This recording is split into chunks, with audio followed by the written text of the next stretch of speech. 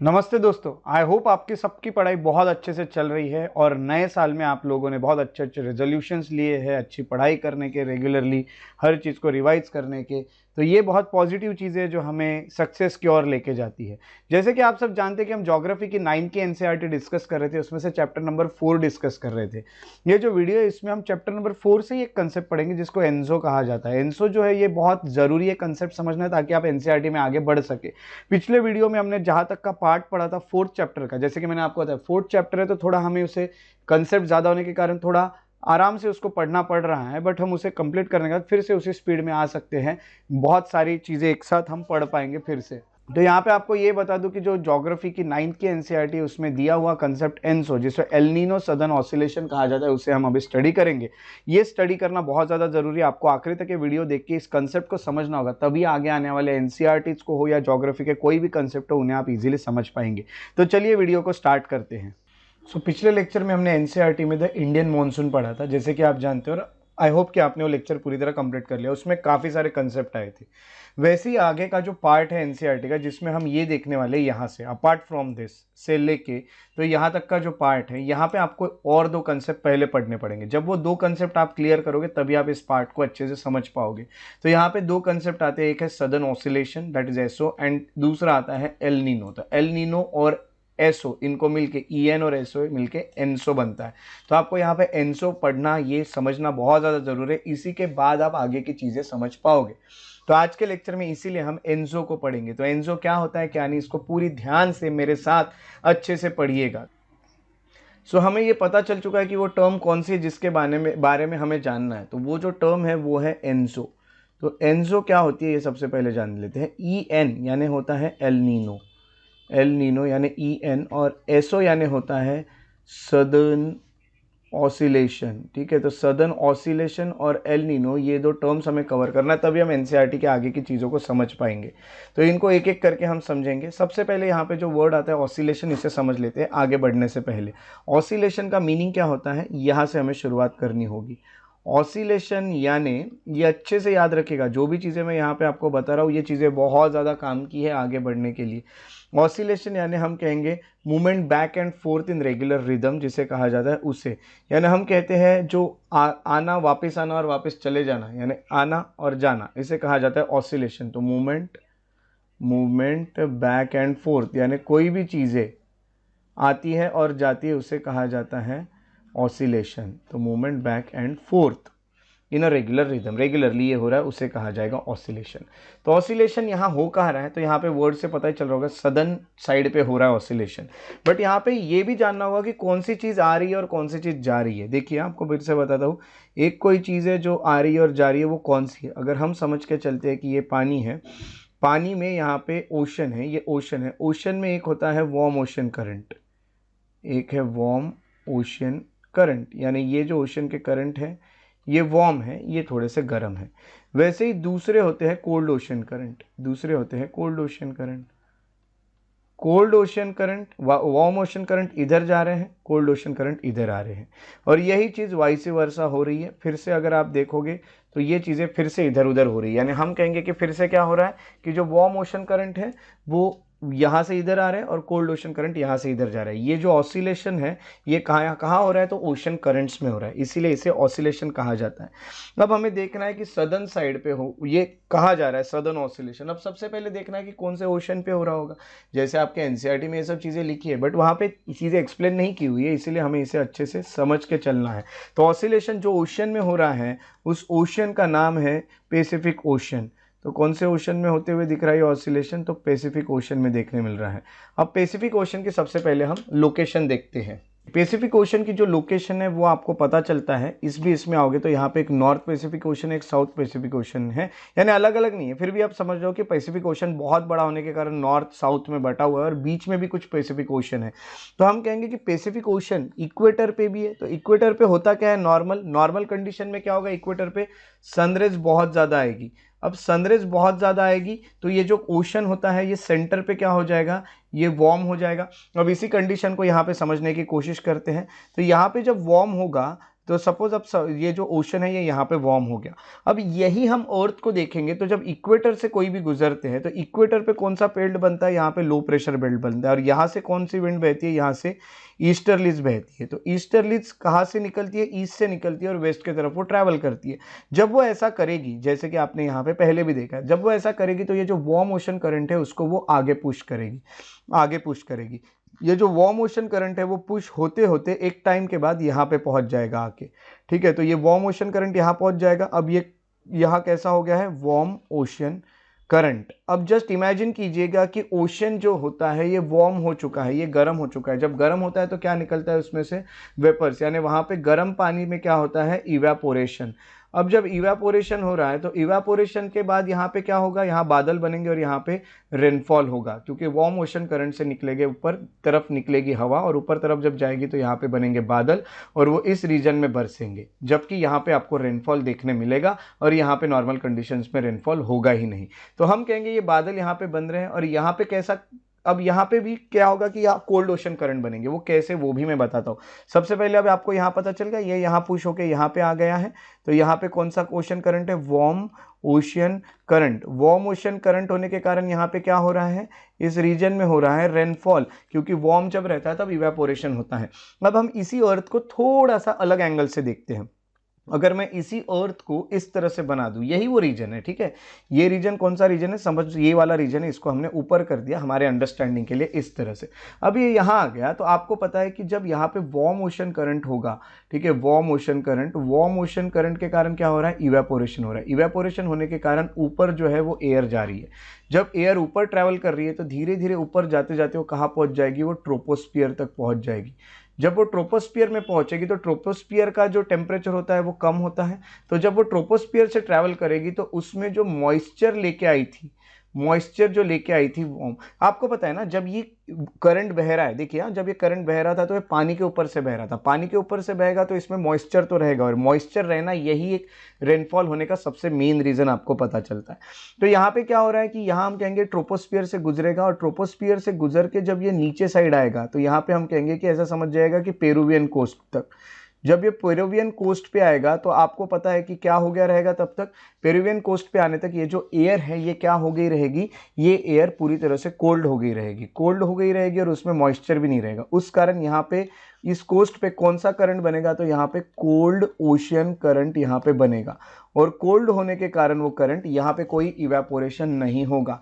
अब यहाँ पे आपको समझ गया है कि यहाँ पे कोल्ड ओशन करंट क्यों बनेगा, इस साइड में इधर बनेगा cold ocean current, cold ocean current. और कोल्ड ओशियन करंट पेरू नाम का देश है, ठीक है, उसी के कोस्ट पे ये सब होगा यहाँ पे, ठीक है। तो आप उसको मैप पे देख लीजिएगा, फिर भी मैंने कोशिश की आपको ये बताने की। तो यहाँ पे आपको कोल्ड ओशन करंट देखने मिलेगा, यहाँ पे इवेपोरेशन नहीं होगा, इसीलिए यहाँ पे नो रेनफॉल, उस कारण यहाँ पे बारिश भी नहीं होगी। जब वाटर कोल्ड है तो वो बारिश कैसे बरसाएगा, जब वाटर वार्म होगा तभी तो वहाँ बारिश होगी। तो यहाँ पे नॉर्मल सिचुएशन में बारिश नहीं देखने मिलेगी। ये आपको मैंने नॉर्मल सिचुएशन बताया, जब इक्वेटर पे सबसे ज़्यादा सनराइज आती है तब। अब आपको ये पता चल गया कि यहाँ वार्म ओशन करंट क्यों है, यहाँ पे कोल्ड ओशन करंट क्यों है। तो ये सब पेरुवियन कोल्ड ओशन करंट कहा जाता है, ठीक है। तो पेरुवियन कोस्ट के है ये कोल्ड ओशन करंट जो आपको यहाँ पे देखने मिल रहे हैं। तो ये आपको एक कंसेप्ट पता चल गया है। तो इस तरह से ये गया, ट्रोपोस्फियर से होके आया है, इसीलिए ये जो है ये एयर ठंडी हो गई और इसमें का मॉइस्चर भी लॉस्ट हो चुका है। तो ये एक कंसेप्ट आपको पता चला। अब ये हो गया नॉर्मल सिचुएशन में। नॉर्मल सिचुएशन में ये सब होगा, बट कभी कभी क्या होती है कि ये जो ट्रेड विंड्स है, जो ईस्टर्लीज है, ये ईस्ट के तरफ जब बह रही है तो कभी कभी ये होती है वीक, ये बहुत फास्ट बहती नहीं है। अब जब ये बहुत फास्ट नहीं बहेगी तो क्या होगा कि यहाँ पे जो भी हम कहेंगे वार्म ओशन करंट बनेंगे, वार्म ओशन करंट, ये आगे साइड पुश होंगे ही नहीं। जब इनको आगे साइड पुश करने जितनी स्ट्रांग है ही नहीं वेस्टर्ली, तो ये जो है वो थोड़े पीछे पीछे जाके क्या करेंगे, तो ये जो भी रीजन है, यानी हम कहेंगे कि ये जो भी रीजन है उसको ये कर देंगे स्ट्रांग, यानी हम कहेंगे यहाँ पे है ना, तो ये वापस से पीछे आने लगेंगे। पीछे आने के बाद अब यहीं पे रह गए और यहाँ से वो इसको आगे पुश नहीं हो पा रहे, तो यही के पानी को जो कोल्ड था उसको ये क्या कर देंगे, धीरे धीरे वार्म कर देंगे। कब, जब ईस्टर्ली वीक रहेगी, ईस्टर्ली वीक होंगी तो ये हो जाएगा वार्म, और यहाँ पे फिर रहेगा कोल्ड ही, तो यहाँ पे बारिश नहीं बरसेगी, जब वो ट्रेड विंड जो होती है वो क्या रहेगी, वीक रहेगी तब। और यहाँ पे नो रेनफॉल, और यहाँ पे हम कहेंगे बारिश बरसेगी और यहाँ पे हो जाएगा रेनफॉल। यहाँ रेनफॉल होने लगेगा, यहाँ रेनफॉल नहीं होगा। ये कंसेप्ट आपको पता चल गया, क्योंकि ये आगे पुश नहीं हो पाए, ये थे वार्म ओशन करंट, है ना। तो ये दूसरा एक और कंसेप्ट आपको यहाँ पे क्लियर हो चुका है। अब यहाँ पे क्या हो रहा है, यहाँ रेनफॉल हो रहा है, यहाँ पे रेनफॉल नहीं हो रहा है। तो ये जो सिचुएशन होती है, जब हम कहेंगे पेरुवियन कोस्ट पे आपको रेनफॉल देखने मिल रहा है, या इधर साइड आपको रेनफॉल देखने मिल रहा है पैसिफिक ओशन को, कभी कभी जब ये ट्रेड विंड वीक है तब, तो इसे कहा जाता है एल नीनो। तो ये है एल नीनो। अब क्या होता है कि वार्म ओशन करंट जो होता है वो ऊपर आता है। आपको पता है कि कोल्ड वाटर जो होता है वो ज़्यादा डेंस होता है वार्म वाटर से, तो कोल्ड वाटर ओशन के नीचे दब जाएगा और वार्म वाटर जो है वो ऊपर के सरफेस पे बन जाएगा। तो कोल्ड वाटर भी रहेगा ओशन में, बट नीचे के साइड पे, वार्म वाटर ऊपर के साइड पे रहेगा। ऊपर के साइड पे रहने के कारण यहाँ पे क्या होगा कि यहाँ रेनफॉल होने लगेगा, और ये जो प्रोसेस थी ऊपर जाने की, ये इधर होने लगेगी, जो कि पहले इधर से हो रही थी। अब यहाँ पे जो है, यहाँ पे कुछ वहाँ पे रेनफॉल आपको देखने नहीं मिल रहा है इस साइड, और इसी सिचुएशन को एल नीनो कहा जाता है। ये आपको यहाँ पे पता चलता है। तो आपको यहाँ पता चला कि सदर्न ऑसिलेशन जो होता है, सदर्न ऑसिलेशन यानी क्या था, अब आपको ये पता चल गया कि किस तरह से ये चेंज हो रहा है, पीरियोडिक चेंज जो हो रहा है कंडीशंस में, उसको सदर्न ऑसिलेशन कहा जा रहा है। ये सदर्न साइड पे ज़्यादातर आपको देखने मिल रहा है, पेरुवियन कोस्ट के पास। तो ये सदर्न है। जैसे मैंने आपको स्टार्टिंग में ही कहा था, ऑसिलेशन ने क्या, वार्म ओशन करंट यहाँ जा रहा है, कोल्ड यहाँ आ रहे, तो वार्म और कोल्ड जो यहाँ आ रहे हैं, वाइस वर्सा हो रहा है, उसे ऑसिलेशन कहा जाता है। आपको ये पता चल गया कि कैसे होता है। आपको ये भी यहाँ पे पता चल गया कि एल नीनो वाली सिचुएशन कौन सी होती है। एल नीनो वाली सिचुएशन तब होती है जब यहाँ पे वार्म ओशन करंट बन जाता है। ठीक है, तो आपको ये जो कंसेप्ट था एनसो, ये यहाँ पे क्लियर हो चुका है। अब ये क्लियर होने के बाद अब हम आ सकते हैं एनसीईआरटी के उस पार्ट में जहाँ पे इसके बारे में लिखा है। तो चलिए एनसीईआरटी के उस पार्ट की तरफ जानने की पूरी तरह से अभी हम कोशिश करते हैं। अब यहाँ से ध्यान से देखिएगा, ये सब चीज़ें अब आपको समझना बहुत इजी हो जाएगा। अब मैं आप सोचोगे कि ये चीज़ें मैं थोड़ी थोड़ी क्यों पढ़ा रहा हूँ, तो हमें कुछ टाइम तक थोड़ी थोड़ी चीज़ें पढ़नी पड़ेगी। एक दो और एक आध लेक्चर के बाद आप कंटिन्यूसली बहुत बड़े बड़े लेक्चर्स को अटेंड कर पाओगे, क्योंकि यहाँ पे कंसेप्ट कितने सारे आप देखिए। जब तक ये कंसेप्ट नहीं समझता तो बहुत मुश्किल होता है। अब देखिए, आपने देखा था कि मॉनसून को अफेक्ट किस किस चीज़ों से हो रहा है, वैसे ही अब आपको यहाँ पे पता चलता है, अपार्ट फ्रॉम ये सब जो रीजन जो आपने पिछले लेक्चर में देखे थे मॉनसून को जो अफेक्ट कर रहे हैं, it has also been notice that changes in the pressure condition over southern ocean also affects the monsoon, है ना। तो सदर्न ओशन में हमने देखा कि जो भी यहाँ पे करंट यहाँ से वहाँ जा रहा है, ये हो रहा वो हो रहा, तो वो मॉनसून को भी इफेक्ट करता होगा, क्योंकि आपने देखा कि कहीं कहीं पे बारिश गिर रही है, कभी कभी वहाँ बारिश नहीं गिरती है। नॉर्मली जब tropical eastern southern Pacific ocean जो होता है वहाँ पे हाई प्रेशर होता है। जब वहाँ पे हाई प्रेशर होगा, हाई प्रेशर में क्या होगा, हाई प्रेशर से लो प्रेशर की ओर विंड्स बहेगी। तो ट्रॉपिकल ईस्टर्न इंडियन ओशन जो होता है वहाँ पे लो प्रेशर होगा, तो ये कैसा बहेगा, हम कहेंगे इंडिया की तरफ ये विंड्स बहेगी। जब ये इंडिया की तरफ विंड्स बहेगी तो इंडिया में रेनफॉल जरूर आएगा।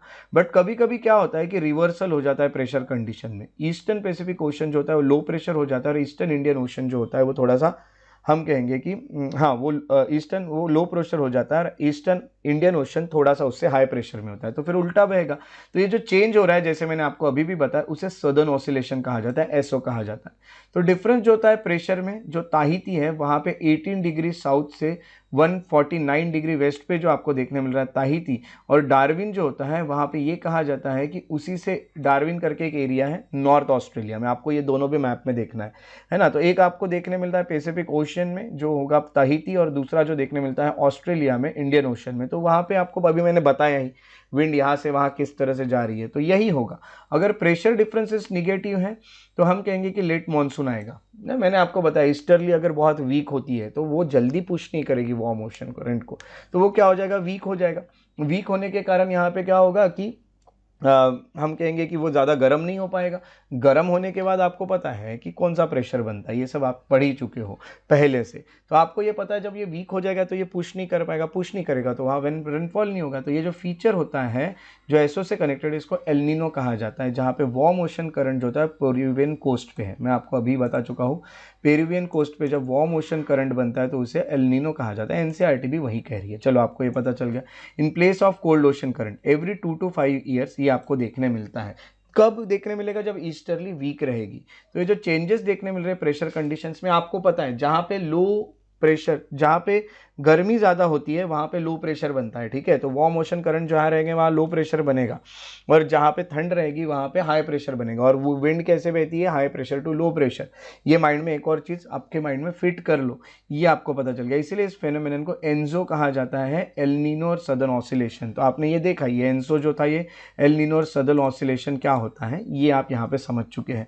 एल नीनो के बारे में कुछ चीज़ें यहाँ पे लिखी हुई हैं एनसीईआरटी में, वो देख लेते हैं। El Nino is this is the name given to the periodic development of warm ocean current. कहाँ पे बन रहे हैं वार्म ओशन करंट, पेरू पे बन रहे हैं। टेम्पररी रिप्लेसमेंट है वो, कब, जब ईस्टर्ली वीक है, ये भी मैं आपको बता चुका हूँ। एल नीनो कहाँ से आया, ये वर्ड आया है एक जिसका मीनिंग होता है चाइल्ड, एंड ये बताता है बेबी क्राइस्ट को। As this current start flowing during Christmas, है ना, तो ये क्रिसमस के वक्त होता है जनरली, इसीलिए इसको एल नीनो नाम दिया गया है, चाइल्ड यानी क्रिसमस। समझ लीजिएगा कि जीसस क्राइस्ट जो थे वो जब छोटे थे, बेबी क्राइस्ट, तो उससे एल नीनो नाम दिया है। तो प्रेजेंस जो होता है एल नीनो का, इस कारण क्या होता है, सी सरफेस के जो टेम्परेचर होते हैं वो बढ़ जाते हैं, और ट्रेड विंड जो होती है वो वीक होती है इस वक्त, वो तब ऐसा होता है। पूरे कंसेप्ट को मैं आपको समझा चुका और आई होप आपको ये सब पता चल चुका है। तो यहाँ से इतना ही पार्ट था, बट देख रहे कितने कंसेप्ट से भरा हुआ था। ऐसे ही कंसेप्ट बहुत सारे होते हैं एनसीईआरटी में, इसीलिए हमें यहाँ पे इन चीज़ों को पढ़ना बहुत ज़्यादा ज़रूरी है। तो यहाँ पे आपको पता चल चुका है कि किस तरह से ये सब चीज़ें होती हैं, तो आप यहाँ पे पढ़ चुके हो ये जो था एनजो इसको। तो अगले जो भी आपके पोर्शन रहेंगे उसको आप इजीली पढ़ सकते हो, क्योंकि आपने बहुत सारे कंसेप्ट अभी रिलेटेड टू मॉनसून पढ़ लिए। अब आप अगले लेक्चर में जो ऑनसेट ऑफ द मॉनसून और विड्रॉल रहेगा उसको इजीली आप कवर कर सकते हैं। और आगे आने वाले जो चैप्टर्स है उसमें बहुत ज़्यादा कंसेप्ट तो है नहीं, अब बहुत ज़्यादा कंसेप्ट नहीं है, तो हमें बहुत ज़्यादा कोई टेंशन आने की ज़रूरत नहीं रहेगी, हम डायरेक्टली आगे के चैप्टर्स को कवर कर सकते हैं। तो 9th क्लास के एनसीईआरटी में जो 4th चैप्टर था, इसी में कंसेप्ट बहुत ज़्यादा है, कंसेप्ट से भरा हुआ चैप्टर है पूरी तरह से, ये हमें पता चलता है। आई होप आपको ये जो वीडियो था ये पसंद आया हो, आपको जो कंसेप्ट है वो क्लियर हुए हो। अगर आपको वीडियो पसंद आया तो उसे लाइक ज़रूर करें, शेयर करें, और मेरे यूट्यूब चैनल को सब्सक्राइब करना ना भूलें। इसी तरह हम अगले वीडियो में मिलते रहेंगे, तब तक के लिए अपना ख्याल रखिए। Take care and have a very good day.